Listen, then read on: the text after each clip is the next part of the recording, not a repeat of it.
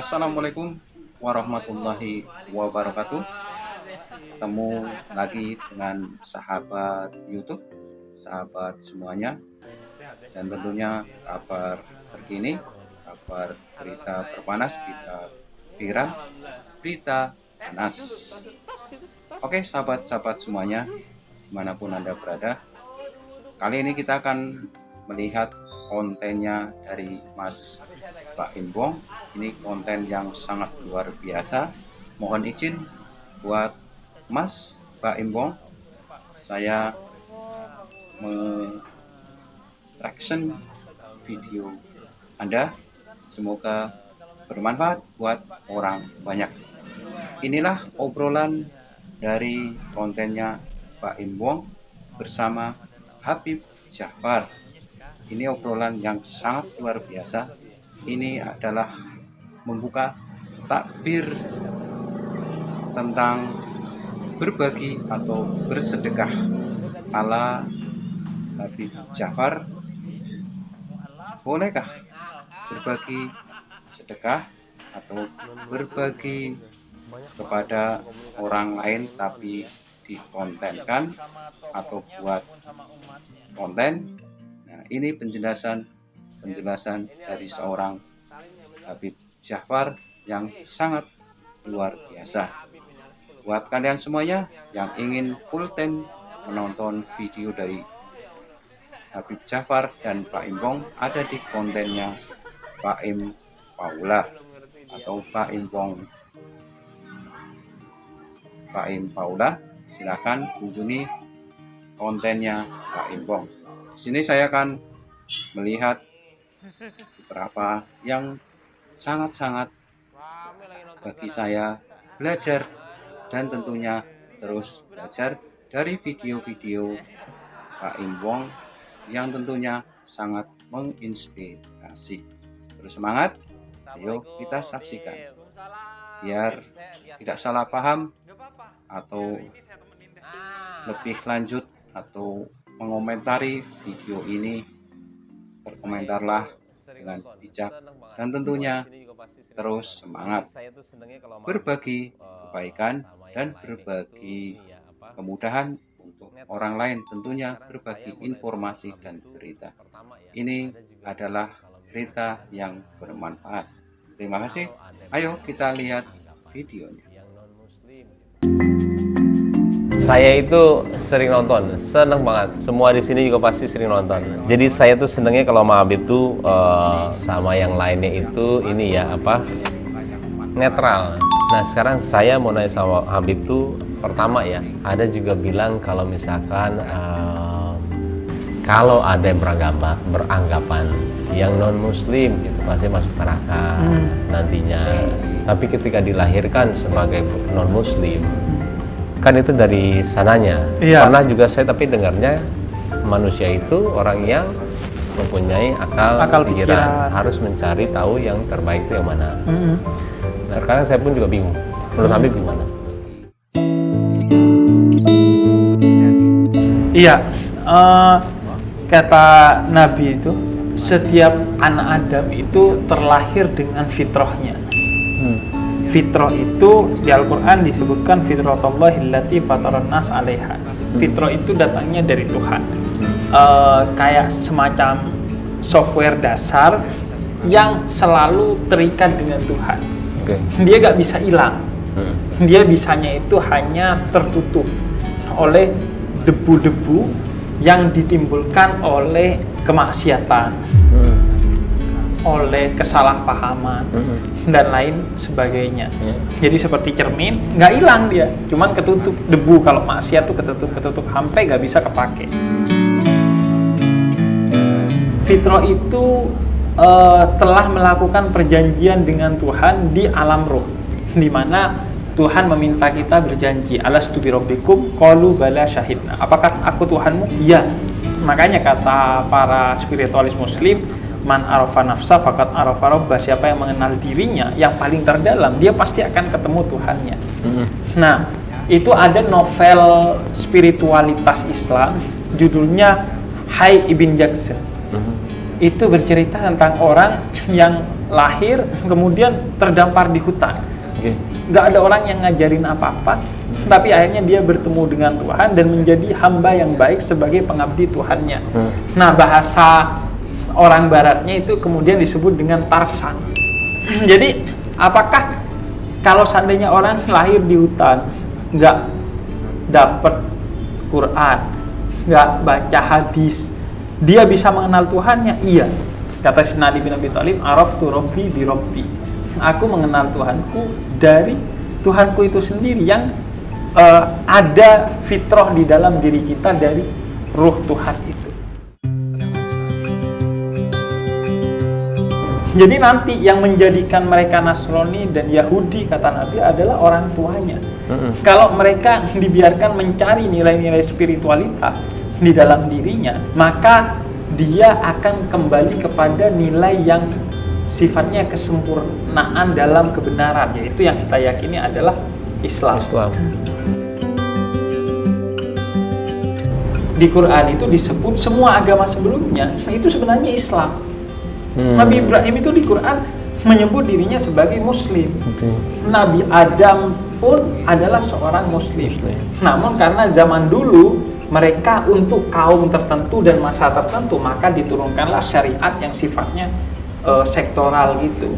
Untuk kaum itu di waktu itu aja. Nah, Nabi Muhammad sifatnya umum.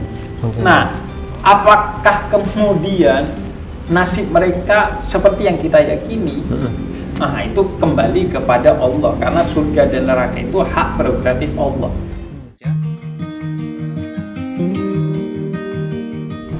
Walaupun kita gak ngomongin Quran, gak ngomongin sunnah, kalau kita sudah menjadi pribadi yang surgawi, orang itu akan tertarik kepada agama kita. Nabi Muhammad tuh banyak memasukkan Islam orang, bukan utamanya karena menjelaskan Al-Quran dan sabdanya, tapi ngelihat kelakuannya Nabi Muhammad. Dicaci, membalas mendoakan, dimaki, membalas tersenyum, dilempar batu, membalas dengan lemparan kebaikan. Banyak tuh kisah-kisah dari Sayyidina Umar ibn Khattab sampai kisah-kisah lainnya. Orang itu masuk Islam bukan utamanya karena baca Al-Quran meneliti atau baca hadis meneliti, enggak, jarang. Bahkan bukan hanya mempelajari Al-Quran, tapi kitab suci sebelum Al-Quran itu juga harus kita yakini dan pelajari agar Islam yang kita pilih bukan karena orang tua kita Islam, berarti tapi Habib, karena kita memilih. Habib pelajarin Injil juga semuanya? Iya, ketika aku di filsafat itu aku mempelajari semuanya. Ada perbandingan agama dulu istilahnya. Sekarang diubah jadi studi agama-agama karena agama kok dibanding-bandingin gitu. Nah, diganti studi agama-agama. Nah, itu kita ada pelajaran dalam beberapa obrolan. Itu ada tokoh non-muslim yang menjelaskan agamanya. Kemudian aku konfirmasi, lah, bukannya begini ya? Oh enggak, kata dia begitu. Setelah selesai podcast, dia telepon aku, tolong bagian yang itu dihapus aja karena bener kata Habib, bukan yang kata saya yang bener katanya. Iya, karena aku mempelajari juga. Aku meyakini Islam sebagai kebenaran, tapi semua agama mengajarkan kebaikan. It's been 4 weeks since you called. Habib, saya tadi tertarik pas ngomong berbagi. Saya tidak membicarakan saya ya. Kita membicarakan niat. Ketika niat kita itu tidak sama dengan apa yang mereka pikirin, dan terkadang itu menjadi satu tamparan besar buat kita. Ini bukan pembenaran ya, insya Allah ya, amin, bukan. Saya cuma mau menanyakan apa yang harus dilakuin. Ria atau ingin dipuji manusia itu urusan hati, bukan urusan tubuh. Makanya dalam Al-Quran dikatakan intubdus shadaqati fa ni'ma hiya. Kalau kamu mempertontonkan sedekah kamu, nggak apa-apa. Tapi kalau menyembunyikan itu akan jadi lebih baik. Betul. Karena kalau mempertontonkan tantangannya gede. Niat kamu bisa geser pengen dipuji orang, bukan mendapatkan kemuliaan di sisi Tuhan. Tapi itu urusan hati loh. Memperlihatkan bisa jadi gak ria, tapi gak memperlihatkan cuman hatinya, kalau gak gue bantu habis nih orang. Sama aja. Ujub masuknya. Ujub. Dan itu dikritik oleh Allah di Al-Quran. La tubtilu sadaqatikum bil manni wal adha. Jangan kamu bersedekah dengan perasaan, nih gua, lo siapa? Nah, begitu juga yang berbagi dengan dipertontonkan, belum tentu riya. Bisa jadi itu sedekah tambahan untuk mengajak orang ikut bersedekah. Insya Allah. Bisa jadi juga itu laporan kepada orang atas sedekah yang kita kumpulkan dari pihak lain misalnya kan. Dilaporkan melalui media sosial. Bisa juga tahadus bin nikmah, bentuk syukur kita atas nikmat kepada Allah. 'Cause I hope that I'm not showing. Biar aman biasanya disembunyikan. Seperti cicitnya Nabi Muhammad, itu Sayyidina Ali Zainal Abidin baru ketahuan bahwa semua sembako yang ada di rumah orang, setiap bangun tidur tiba-tiba ada di depan rumahnya, itu dari Sayyidina Ali Zainal Abidin. Karena begitu beliau meninggal, sembako itu gak ada, dan mayatnya beliau itu ada lebam di punggungnya karena dipikul sendiri setiap malam. Oh, oke. Jadi baru ketahuan. Ada baru ketahuan ya, Iya. tanpa dia bilang. Betul. Sebagaimana kemudian ketika mempertontonkan ada pahala tambahan, yaitu sedekah motivasi orang untuk ikut berbagi. Pahala tambahannya kalau orang menuduh atau mencurigai yang buruk-buruk kepada kita atas hal itu. Nah, itu bisa jadi pahala tambahan buat kita.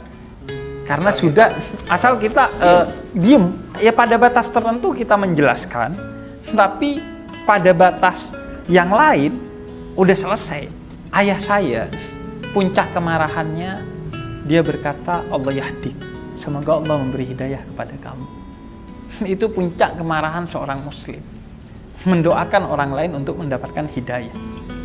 Karena apa? Sesungguhnya mereka tidak tahu, kata Nabi. Ketika orang-orang Taif melempar Nabi dengan batu, kata Nabi, berikanlah hidayah kepada mereka karena sesungguhnya mereka tidak tahu. Ketika Sayyidah Maryam udah menjelaskan bahwa bayi yang dikandungnya itu dari Allah, bukan dari hasil perzinahan, dan orang tetap menutup telinga dan mata untuk itu, kata Allah, as-saum, berpuasalah untuk berbicara kepada orang lain. Udah, klarifikasi itu tidak lagi bisa menyelesaikan masalah. Maka kalau kamu kejar, akhirnya kamu minimal lelah dengan pengejaran itu, maksimal akhirnya kamu akan mendapatkan dosa karena marah, karena akhirnya omongan kamu dikontrol oleh nafsumu dan gak akan ada ujungnya. Karena pecinta gak butuh klarifikasi, pembenci gak akan mendengar klarifikasi. Kalau kita bicara setan ya, iblis. Kalau emang Allah itu menghendaki ya semua orang masuk surga dengan kebaikan segala, kenapa diciptain? Kalau Allah beri soal dan pilihannya adalah satu doang, berarti ketika lo benar bukan karena prestasi lo, karena memang pilihannya cuma satu. Nah, setan itu untuk menggoda kita supaya ketika lo benar karena hasil kedaulatan lo untuk mencari kebenaran itu. Makanya ada peringkat-peringkat itu, ada surga ini. Iya, itu semua kan karena di-trigger oleh setan. Sejauh mana lo mau tetap setia kepada Tuhan.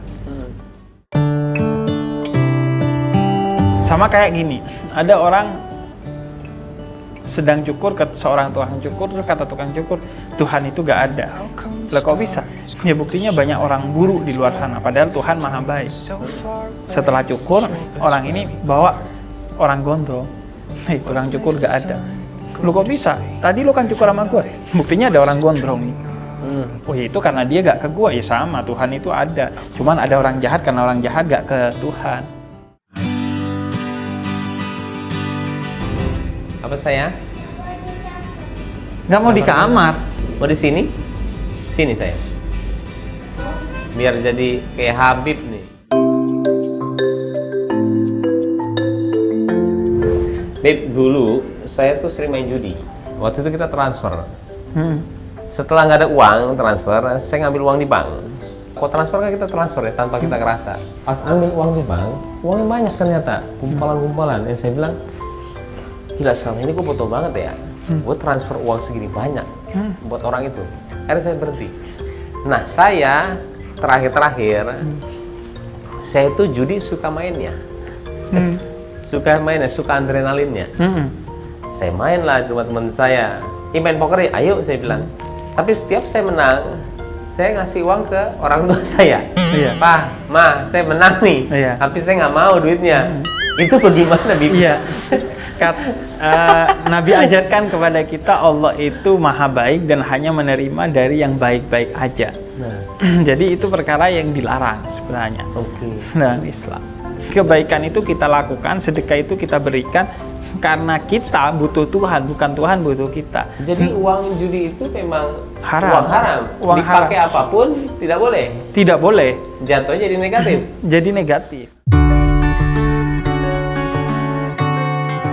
Fisik kita butuh makanan yang sehat, batin kita juga butuh asupan yang halal. Kalau lu masukin yang haram, itu akan mengganggu batin lu. Cuman karena lu sering tidak sadar akan batin lu, sehingga lu sering kemudian tidak merasakan keburukan hal-hal yang secara batin itu haram. Ada satu anak selama 14 tahun itu nggak keluar rumah, dipastikan matanya, telinganya, makanannya nggak pernah yang haram. Nah, setelah umur 14 tahun, dia diajak ke pasar. Terus dia bilang, oh itu orang baik, itu orang buruk. Dari mana kata ayahnya lu tahu? Iya, yang itu bercahaya, yang itu gelap. Kemuliaan dari tidak pernah mengkonsumsi sesuatu yang haram. Ini penting kita sadari bahwa yang haram itu bukan hanya makanan yang dilarang. Karena kadang orang Islam, khususnya di Indonesia itu sering milih-milih dosa. Makan babi kagak, zina iya. Nah, itu gimana? Iya kan? Itu bagaimana? Iya kan? Iya, itu gimana? Nah, Gimana itu. nih mau banyak penonton? Nah, kan nih? pada nyaut semua. Nah, gimana? Soalnya zina Anda ya. Akhirnya orang itu besoknya diajak lagi ke pasar sama ayahnya. Ayahnya nanya, mana orang baik kalau hari ini? Saya nggak tahu, kata. Usut punya usut, ada korma jatuh dari tumpukan korma yang dijual oleh orang, ke tengah jalan dia ambil, dia makan. Ini bukan haram, subhat. Dia nggak tahu nih korma dari mana. Hilang semua kemuliaan 14 tahun itu. Bukan yang haram, satu korma yang subhat. Menyebabkan kemuliaan yang telah Tuhan berikan kepada dia hilang begitu saja. Padahal ini subhat, belum jelas statusnya. Karena dia nggak tahu nih dari mana nih korma dia ambil. Dia makan, itu doang ber.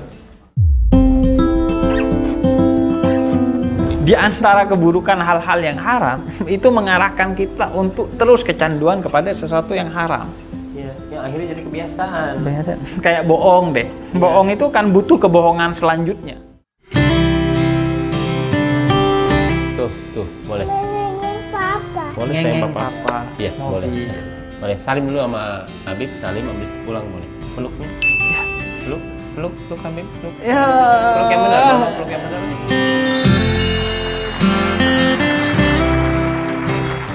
Itu siapa yang nulis pertanyaan itu? Ini ngarah ke saya atau apa gitu ya? Kalau ada seorang leader marah-marah mulu seharian, pahalanya berkurang nggak? Kata Nabi, la taghdab lakal jannah. Jangan marah maka kamu akan mendapatkan surga. Amin. Ciri orang yang bertakwa itu 3 kata Allah dalam Al-Quran. Dalam surat Ali Imran. Yang pertama adalah wal kadhimina ghaidha. Enggak marah ketika dipancing marah. Yang kedua wal afina anin nas. Memaafkan orang yang bikin dia marah. Dan yang ketiga yunfikuna fis sarra'i wad dharra. Bersedekah kepada orang yang bikin lo marah. Iya, Nabi Muhammad SAW misalkan marah semarah-marahnya dia itu seperti apa? Jadi semarah-marahnya. Nabi tidak pernah marah kecuali dalam kondisi umatnya tidak konsisten kepada agamanya. Dan marahnya Nabi itu bukan marah yang destruktif, yang menghancurkan, tapi marah yang konstruktif, yang membangun dia agar sadar. Marah itu dalam arti tegas atau marah? Iya, tegas dalam artian membenahi orang itu untuk berubah menjadi pribadi yang baik. Nabi itu ketika masih di Mekah, semua orang boleh masuk Ka'bah melalui pintunya oleh Utsman bin Abi Thalha yang pegang kunci Ka'bah. Kecuali Muhammad katanya. Muhammad gak boleh masuk. Kenapa? Karena saya gak suka Muhammad. Kata Nabi, wahai Utsman, perbuatanmu itu tidak baik. Saya gak peduli. Kemudian kata Nabi, suatu hari wahai Utsman, kunci Ka'bah itu akan ada di tangan saya dan akan saya berikan kepada siapa saja yang saya mau. Ya. Hingga kemudian ketika Nabi kembali lagi ke Mekah sebagai pemimpin Mekah dalam Fatuh Mekah, Nabi pergi ke pintu Ka'bah, panggil Utsman bin Abi Thalha. Dipanggil beliau, gemeter. Kemudian kata Nabi, berikan kunci Ka'bah kepadaku. Nabi pegang, kata Nabi, Utsman, kamu ingat, dulu kamu gak ngasih masuk saya karena benci saya. Dan saya bilang kunci itu akan ada di tangan saya. Dan kunci itu akan saya berikan kepada siapa yang saya mau. Iya, saya berikan kepada kamu. Jagalah amanat ini dan tidak akan pernah lepas dari kamu dan keturunanmu hingga hari kiamat. Malah dibalik lagi untuk dikasih Nggak kepercayaan. marah, nggak dendam. Dan sampai sekarang kunci Ka'bah itu dipegang oleh anak cucu Keturunan. Utsman bin Abi Thalha karena janji Nabi Muhammad. Itu simbol tidak marah. Ketika melihat keburukan, seorang leader bukan marah, karena begitu marah akal sehatnya hilang. Akhirnya dia gak bisa ngontrol untuk memperbaiki mereka yang dipimpin olehnya. Justru tetap tenang. Saking pentingnya menjaga amarah, sehingga sampai Nabi ajarin secara fisik. Kalau kamu lagi duduk dan kamu marah, berbaringlah. Kalau lagi berdiri dan kamu marah, duduklah. Karena biasanya orang kalau marah dari duduk ke berdiri, dari berbaring ke duduk. Maka kata Nabi, lawan itu. Lawan. I couldn't see what you saw in me. Sebisa mungkin kalau marah nggak tampak di wajahnya, nggak jadi merah wajahnya. Mana bisa gue. Nah, nggak bisa. Kalau bisa jangan sampai keluar kata-kata. Nggak bisa. Kalau bisa jangan sampai kata-katanya buruk. Nggak bisa. Kalau bisa jangan sampai mukul. Jadi terus tuh ditahan, tahan. Kalau saya sih bukan lebih ke marah, kita bilang saya karena itu kan dari mereka. Iya. Saya Anda lebih kalau nggak suka bos Anda jangan lewat saya. Oke, terima kasih. Terus semangat dan terus semangat. Merdeka, merdeka. Terima kasih. Assalamualaikum warahmatullahi wabarakatuh. Ini.